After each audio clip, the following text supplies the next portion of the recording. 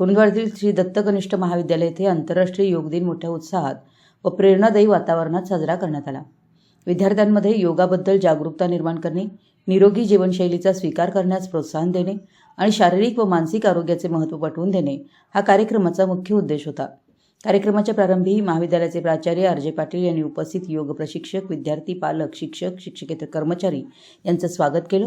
आपल्या मनोगतात त्यांनी योग ही केवळ व्यायाम पद्धती नसून भारतीय संस्कृतीची अमूल्य देणगी असल्याचं सांगितलं।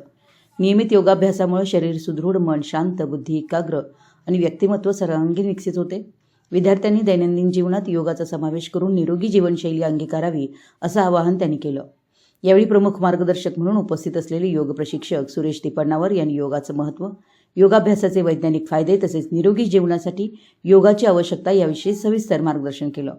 त्यांनी सूर्यनमस्कार, ताडासन, वृक्षासन, भुजंगासन, वज्रासन, अनुलोम विलोम, कपालभाती, भ्रामरी यासह विविध योगासनं व प्राणायामाचे प्रात्यक्षिक करून विद्यार्थ्यांकडून प्रत्यक्ष सराव करून घेतला।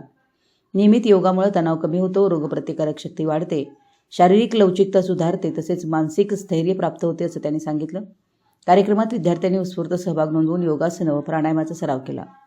योगामुळे आरोग्यदायी, शिस्तबद्ध आणि सकारात्मक जीवन जगण्याची प्रेरणा मिळते असा संदेश या कार्यक्रमातून देण्यात आला।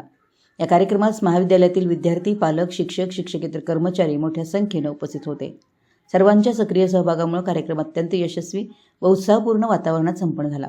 शेवटी सर्व उपस्थितांचे आभार मानण्यात आले आणि प्रत्येकानं नियमित योगाभ्यास करून निरोगी शरीर, निरोगी मन आणि निरोगी समाज घडवण्याचा संकल्प केला। मराठी न्यूजसाठी कुरुंदवाडहून संदीप अडसूळ।